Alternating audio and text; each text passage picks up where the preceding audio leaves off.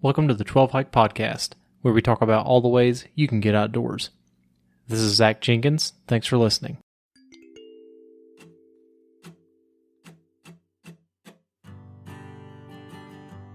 On today's episode, I've got a special treat for you. I've got Myra, Sandy, and Kristen.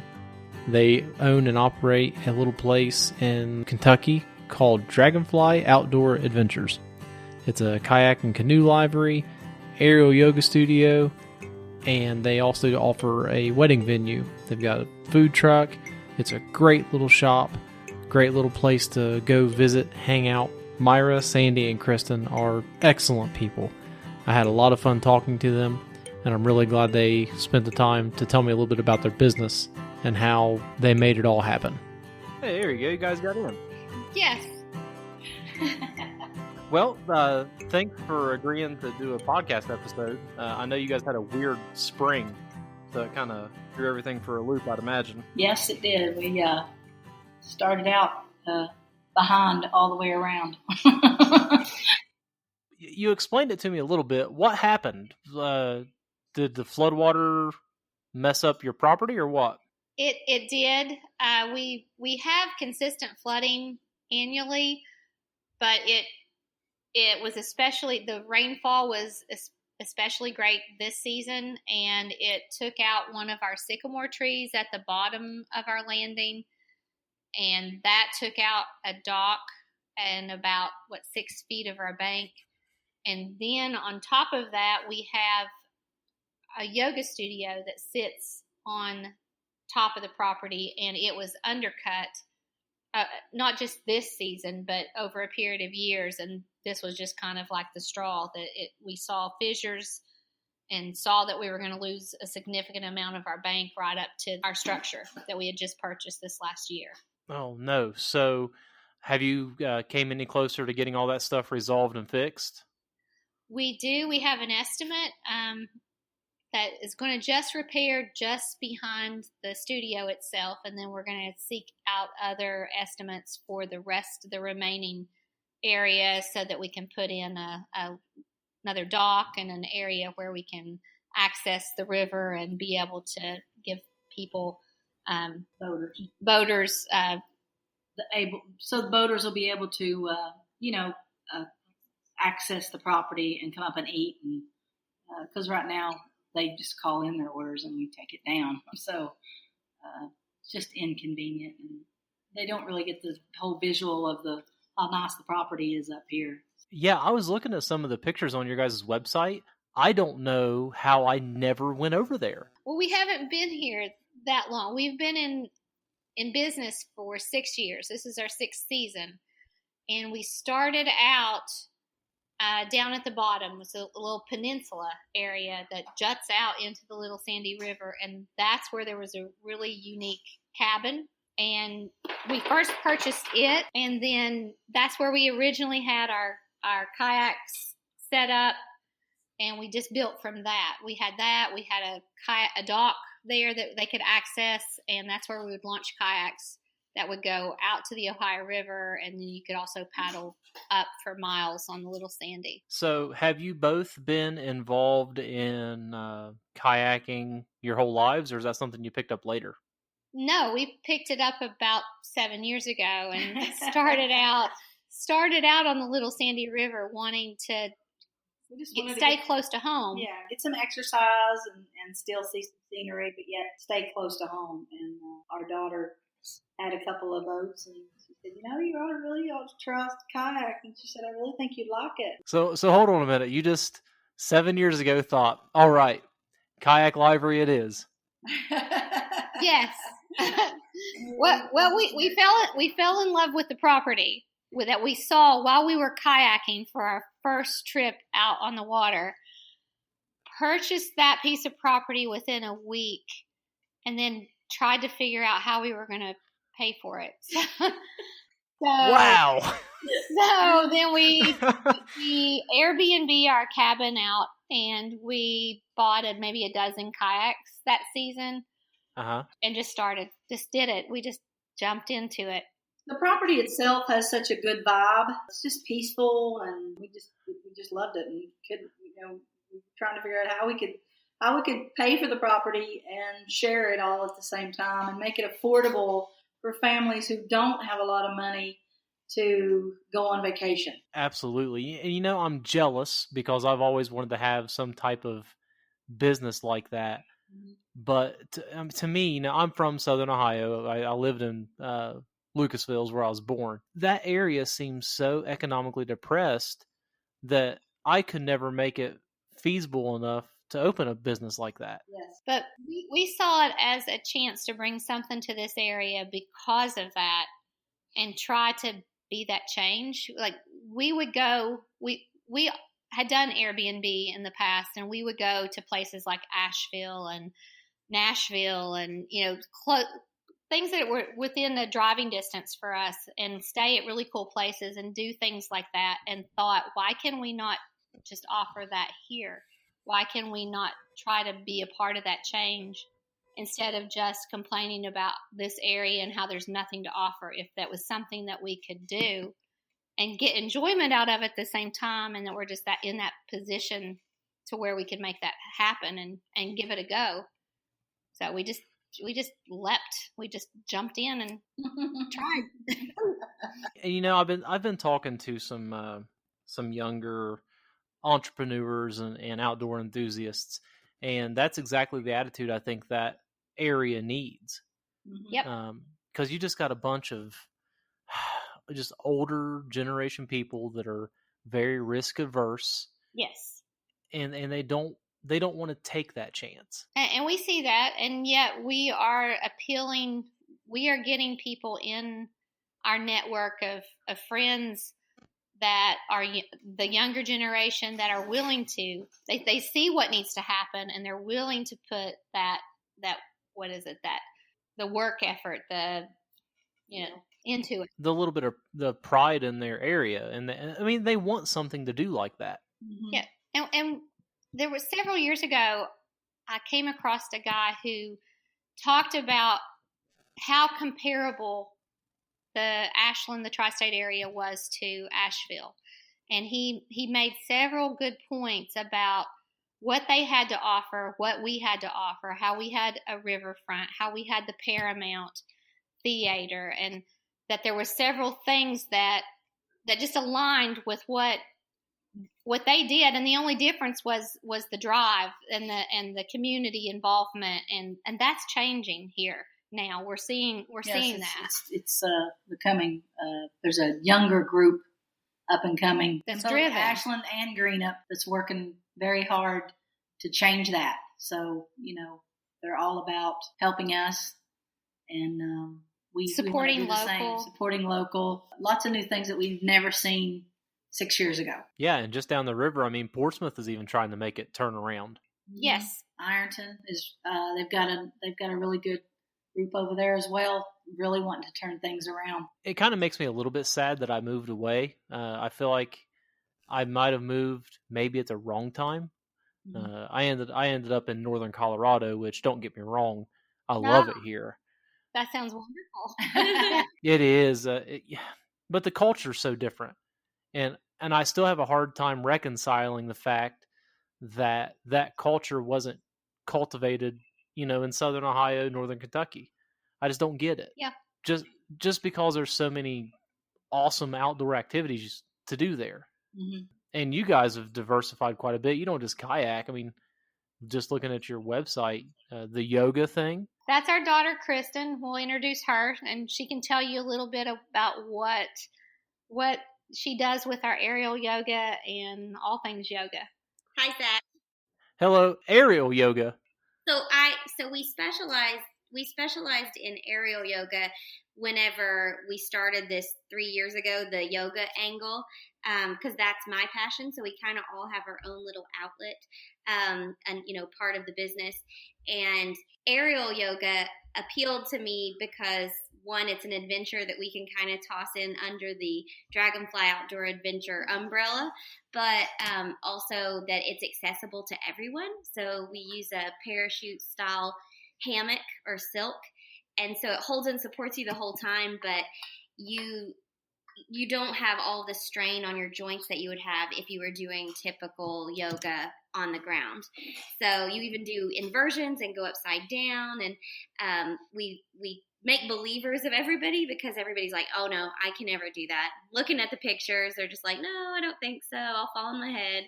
And I tell everybody, I'm like, no, you can do it. I'm going to talk you through it every step of the way. It's going to be the best stretch that you'll ever receive. I'm like, and if I have 89-year-old women going upside down, surely you can do it. So just a little bit of motivation like that. But you couldn't see me, but I was shaking my head no the whole time. When you said aerial yoga, my first thought was, oh, Cirque du Soleil, they're flying through the air and all kinds of stuff. Right, we do a little bit of that, but that's in the advanced classes, not in my beginner classes. I would hope not. Where did you start? I mean, did you start doing aerial yoga within the last 7 years, or is that something you've been doing for a while? No, so me and my mom Myra, we have done yoga for maybe 10 years, but I didn't have a passion for teaching it until probably the last 7 years. I had just started teaching volunteer like yoga classes, and I grew such a following from that I told my mom, I'm like, oh, my classes are getting really big. And she's like, hey, that's something that you could probably offer down here.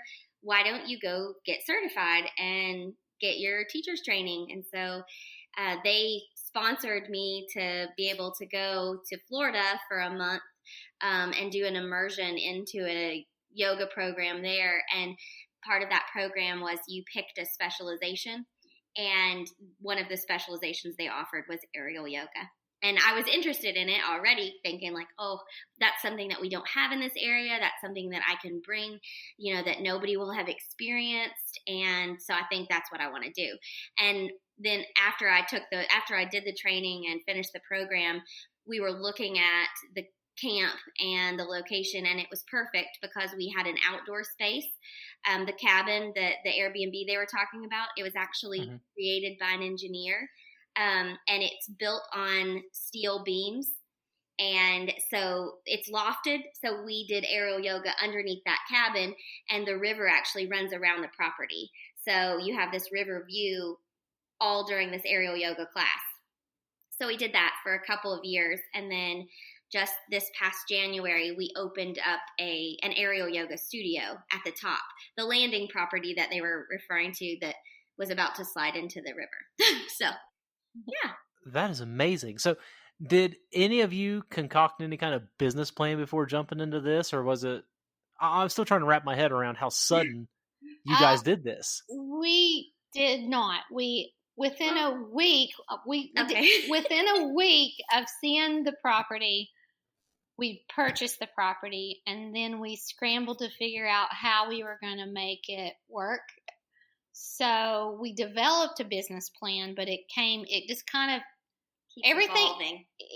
And everything just kind of, what's the word? The serendipity. When things just happen, they just fall into your lap, and it just kind of is the way it's supposed to be. It just morphed into what it is. And Sandy's specialty is she was the director of food service at our local hospital, Our Lady of Bellefonte. So food was her passion. So that's where the food truck came into play a couple years into our business plan. And outdoor things was my thing, and wanting to be out in nature and wanting to grow things and wanting to be around that natural element is what got us into kayaking. So, and the love of Airbnb and everything that it brings to the table as far as meeting people, and just sharing things with total strangers and creating bonds and stuff.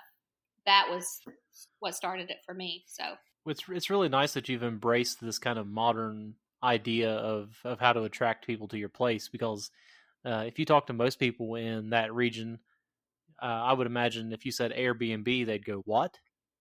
Well, before Sandy and I got together, I was doing something called couch surfing. So that kind of like paved the way. Airbnb was a much milder version of couch surfing, where you just have a profile and you go and stay on other people's couches or in other people's places, and you then contribute to whatever.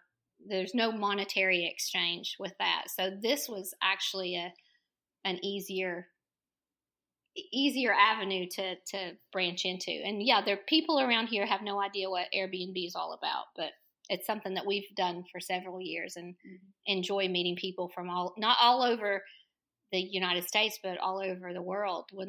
People from France have been here, and people from Germany and Australians, and we get to meet a great body of people, and then they all embrace the same kind of philosophies that we share. Okay, I got to back up a minute. We can't just gloss over this couch surfing thing. How did you? Okay, I need some background information on both of you, because you're tremendous people. How did you get to the point where you were couch surfing? Like, okay, back up. Were you born and raised in Kentucky? Yes, in Boyd County. Okay, yes. So from being born in Boyd County to having an Airbnb because you couch surfed, how did that happen? She wanted to travel. But had no money, so she decided. No, she had three children, babies, right? And so she wanted to be able to show us experiences and let us be able to travel with her and make it economical, and show us that we aren't limited by a monetary, limit.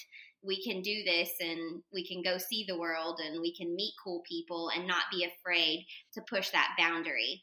That's such a valuable lesson, because it seems like society today is ruled by the things you have and not the experiences and the memories you have. Correct. I commend you for that. That's amazing. Just because I know my wife, we took a trip to Colorado. We didn't plan it. It was 2 weeks. We weren't couch surfing. We were camping. And the whole time she was miserable sick. So I don't know how she would react if I said, "Hey, honey, let's sell our house and couch surf." Well, let me tell you how I reacted when she first approached me with it. I just looked at her like she had three eyes, and I said, "Are you crazy?" I said, "I don't even know what you're talking about. We're going to sleep on someone's couch." I said, "That just doesn't sound right to me." Or let total strangers into our house. Right. That was the other thing. But I said, "Just trust me," and she did, and it's been a wonderful experience. Mm-hmm. And so, how about the balancing half of this equation, Sandy? Right. Right. Are you born and raised in Kentucky? I am. Yes, Greenup County. Okay. Did you have this crazy idea to couch surf? I mean, none of those things. so you're a more traditional person then, I assume. Straight laced, follow the norm. So everything that she throws at me, she has to show me, and it's always worked out. I've been very skeptical. I'm the big shoe. Well, show me. Oh my gosh. Work. Wow. Okay. The food truck thing. Your passion's food. Mm-hmm. What kind of food do you guys serve? Because I would imagine that, having a really in-depth menu is not very plausible at a place like this. Well, we sat down, worked out a different menu, something that we thought, things that we serve, that we would serve at work. And then Kristen, come up with this fish taco thing, because she likes to try different things, and we couldn't travel imagine why. and like to experience different foods in different areas. Mm-hmm. And I've always cooked growing up. Like, we always, we're on a budget, so we would make it creative and do what we could. And so we partnered together and came up with this menu, and we wanted everything to have either a creative angle or a health conscious angle, as much locally sourced organic ingredients that we could do, just to have a whole fresh take on food. And everything we do, everything that we make. It's fresh. We hand batter all of our stuff. And why don't you tell them some of the menu items we have? Okay. We're doing fried green tomatoes. We do fresh cut onion rings. Those are battered in-house. We have a fish taco. That was Kristen's idea when she approached me with that at first. Big shoe. Yeah, big shoe. I said that shouldn't. So I'm just telling you right now. And, boy, have I had to eat my words, because that's probably one of our biggest sellers. Everybody wants to try the fish taco. And it has it's a bourbon coleslaw. So we use components of what Kentucky's all about, and bourbon is what we're all about. Mm-hmm. So sure. And we doubled the bourbon. That was we have a little naturally. Vegans, vegetarians. Yeah. Black bean burger was my addition to the menu. And it.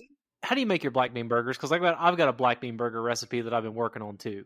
Zach, I'm just going to tell you that she makes me swear within an inch of my life not to give away the secrets of the recipe. Sorry, buddy. I mean, she'll maybe do it off of this.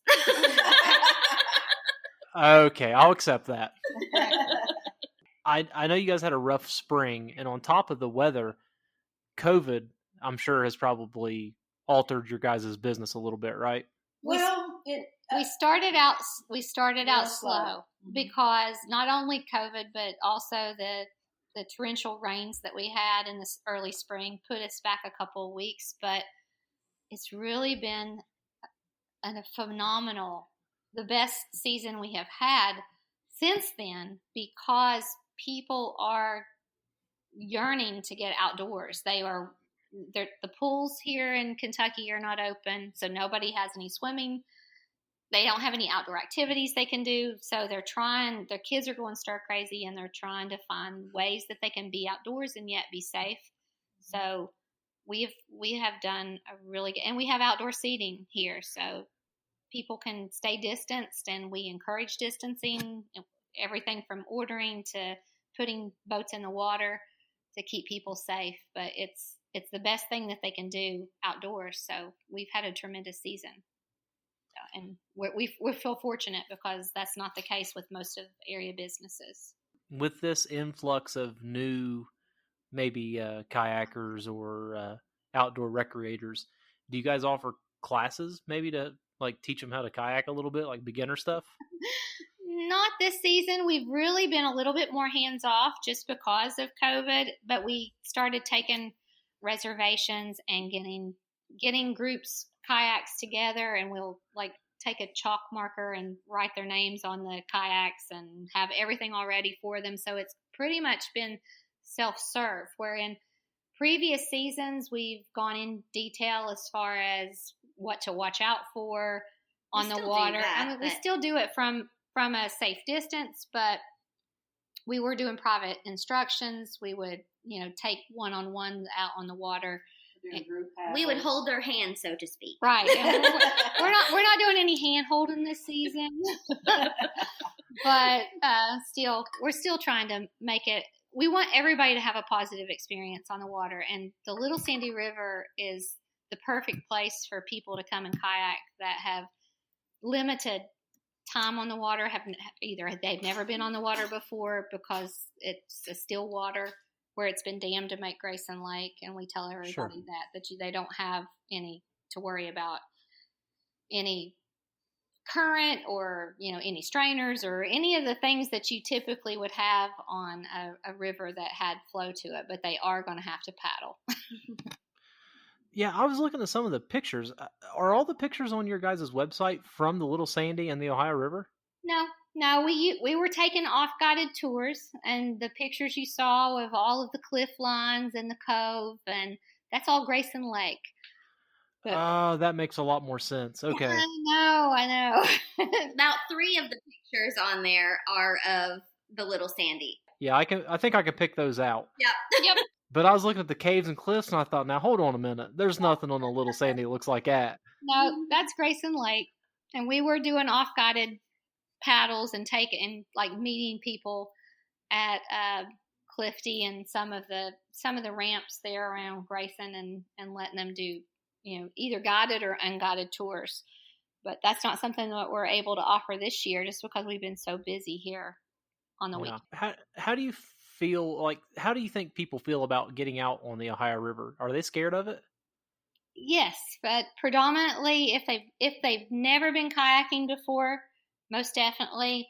And even still, there is some just the magnitude of the river, the unexpectedness. You have cross currents and you have barges, and so it can be a little unsettling for people. But we would once a year we would take people out, not just on the Ohio, but we would do a moonlight. Not even a moonlight. It would be So we would do moonlight paddles out to the Ohio and back. And then once a year, we would do a 4th of July or 5th of July paddle whenever Greenup was going to do their fireworks show. Yeah. And we would take groups out to watch the fireworks from kayaks and paddle up, and then we would bring the boats back. And that was hugely successful. Like last year, we had 78 people on the water. Holy cow! No, that was a really big thing. It got a lot of notice, a lot of attention. So it kind of gets our name out there every year. Obviously, this year we didn't have any fireworks to take anybody to see, and we weren't allowed to do groups. But that's something we hope to be able to incorporate back in. Yeah, the moonlight tours are a big thing. Those are a lot of fun. I've been on a couple of them. Yep. It makes you kind of look at the body of water a little differently. It does. I know I had something else I want to talk about. I'm still trying to wrap my head around how fast you guys did this. So are we. Yeah. Oh my goodness. Oh, the wedding venue thing. There's a lot of really nice wedding pictures on here. Just the whole property is set up for something like this. Yes, and we've had I think 6 weddings, or 8, maybe 8 weddings. 8 total, now. and then I think it was 5 in one season we did. So it's that's a huge success. Now, I know you haven't been there super long, but have you noticed any like water quality changes? Has the Ohio River been cleaner, dirtier, the Little Sandy? Has it been cleaned up any? I think it's all cleaner. It's definitely cleaner than when my kids were like middle school age and we go out on the Ohio River and we come back smelling like an oil slick. It's definitely cleaned up significantly since then, and we're seeing a lot more on the Little Sandy River that the muzzles that purify the water. I think those have been introduced. The zebra mussels. Yeah, and it seems to be clearer too. The only time is it just during flood stage when you just it's a complete mess. Washes out all the car tires and refrigerators. Yeah, early spring. Oh, deep freezers. We've lassoed deep freezers before, and then looked at each other like, now what? Because we do river sweeps every year too in the spring. If they don't get canceled because of more flooding, that was like the eco-friendly vibe and the whole, the whole change that we're trying to promote into the area, that's also a component of our business. So we would get together groups and go out and do river cleanup. Well, that's great because I've been talking to a lot of people about this. Out here, the big thing is keeping these 4x4 mountain trails open. And there's a couple of groups out here that donate their time and their materials, and they go out and maintain. They've adopted like 12 or 13 backcountry trails. And it's so important because they're the people that use it all the time. Mm-hmm. They know what needs to be done, so they go out there and fix it. And it's the same thing with you guys. I mean, you're on the river a lot more than most other people, so you know what needs to be done. Yep, right. What are the plans for the future? Do you have like a 2-month plan or something that you can enact real quick? We fly by the seat of our pants. We don't have plans. We just have spontaneous. We have spontaneous ideas, and then either 2 of us get behind, and we have to cheerlead the third person into, and then we're like, okay, here's what we're doing. We're doing it. We're going. Sandy, I am so sorry. I appreciate that. Hey, wait a minute. The next thing possibly in the horizon is a new food truck, so don't be too sorry for her. Oh, okay, all right. Listen, Sandy, if you ever need to talk, just email me. I got you. It'll be okay. It'll be fine. Yeah. How about connecting with other groups in the area? Have you reached out to places like Portsmouth Connects? I know they're doing a lot of kayak stuff now too. We are really good friends with the people that own country kayaks over at Lake Vesuvius. Oh, okay. We've been talking to her, and I don't know. We would like to do something with her. She's just like us, businesswoman, and always looking for something new for her customers. And she's been absolutely inundated this year as well with kayakers. And she's loving every minute of it. So, but yeah, and then we'd like to reach out maybe to, the city of Grayson to see what we can do out there too, since there is no one out there that does any kayak trips, or you can rent a kayak out there from what we understand, but you have to port it yourself. There's not very many to choose from. Right. So that's another thing. Really? That surprises me. I know. We get daily phone calls about Grayson, and it's because of our wonderful website. She looked at me when she said that. I said, we're not taking those pictures off because that's what gets us noticed. Oh, you can't. I'm telling you, there's some. I mean, Grayson Lake's gorgeous. I've only been there a couple times, but I love it. Yep. How about stand-up paddle boards? Have you guys looked into those? We have a couple of those, and when those rent, then we will be able to get more. That's been Sandy's model for me from the time we started. Is when you rent all of your kayaks out, we'll get more kayaks. So then I rented all my kayaks out, and she said, "Okay, we got to get more kayaks." And this past weekend, we rented all of our paddle boards out. So it's in the future. Paddle boarding is gigantic out here for some reason. I don't get it. It's a wonderful core exercise. It works your whole body, and I haven't been on one yet, but I'm going to do it. I'm going to get out when we're not so busy and I have time. Yeah, but I'm fat and lazy. I don't want to stand up the whole time. Then you just get on your knees, or you just lay on your belly and you just use your arms and just paddle leisurely until the bluegills nibble at you. Have you seen the pictures of like the sea lions that are laying on the beach and stuff? That's what I would look like laying on a paddleboard. Oh gosh. Do you have any people that do guided fishing trips or anything? Not yet.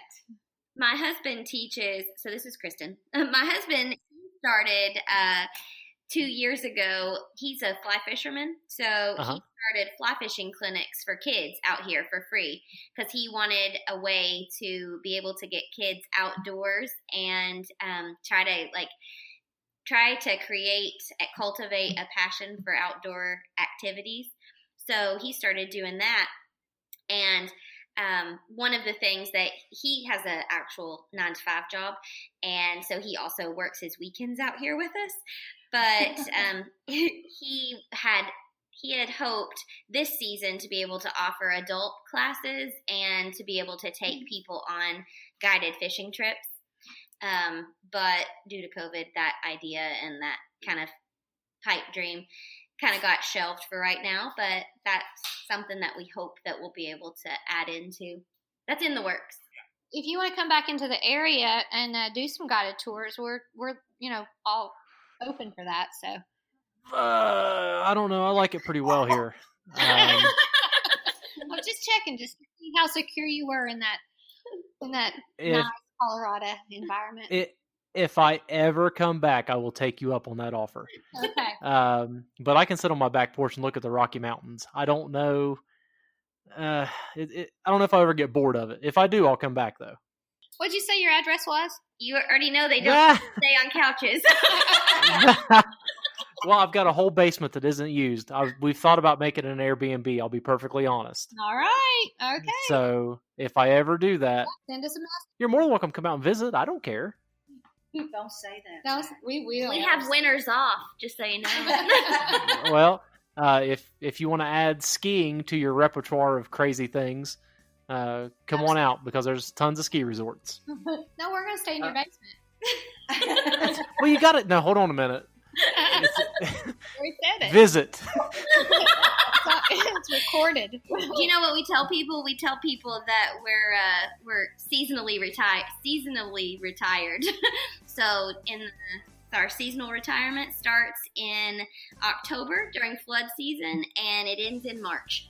Yep. Well, that's the other super appealing thing about having a business like that, because you can take that long stretch of time off to recuperate, plan. Well, not plan in your case, but Right, because we live spontaneous. yeah. Couch surf for a winter. I mean, that's got to be appealing. Mm-hmm. Is there anything else you guys want to add before we end this? I'm out of stuff to talk about, and plus I'm getting sucked into the trap of having you guys here. Right. You're gonna send us your personal info as soon as we're offline, right? 100%. And I'm going to edit this whole conversation so that I never said that. Okay, fine. I think we've covered just about everything. You think? Yeah. So maybe for people that are scared of kayaking, what would be like a word of encouragement to those people? Just to get out and do it. I mean, you just have to take that first step. It's for everybody. I mean, it's an accessible exercise and activity no matter your body type, your weight, your experience level. I mean, there's so many different kinds of waterways, from beginner to anybody that white waters to tubing. It just all depends on how brave you want to be. For beginners, here where we are, it's perfect. Oh yeah, because I mean the Little Sandy's not like a raging river, right? No. There's no current unless they open the dam at Grayson or at Greenup on the Ohio. What's the best way to reach you guys? Through Facebook, I assume? You can reach out to us on Facebook, or you can call us at 606-465-0306, where you'll talk to me, or you can find us on our website, dragonflyoutdooradventures.com. Excellent. Hey, it was a pleasure talking to you. I really appreciate you coming on. Thank you for Thanks having so us much. on. Again, I'd like to thank Myra, Sandy, and Kristen for spending the time to talk to me. By the time this airs, it'll be mid-October, almost the time that they get to take their seasonal retirement. And I'm looking for a minivan to come rolling up and throw some suitcases out any minute now. I may have bit off more than I can chew with those three. If you'd like to follow us on Facebook, go to 12 Hike, or you can find us on Instagram, 12 Hike Challenge. We've also got a YouTube channel, 12 Hike. We've also got a fundraiser going to get funds to upgrade our recording equipment. I like to try to get my co-hosts back in Ohio some digital recorders so they can start doing some stuff. So if you head over to our Facebook page, you can find the fundraiser there. Donate $1, donate 1,000, doesn't matter to me. The best thing you can do to help us is just share. Share our Facebook page, share our podcasts. That way we can reach as many people as possible. Hope you guys have a good day.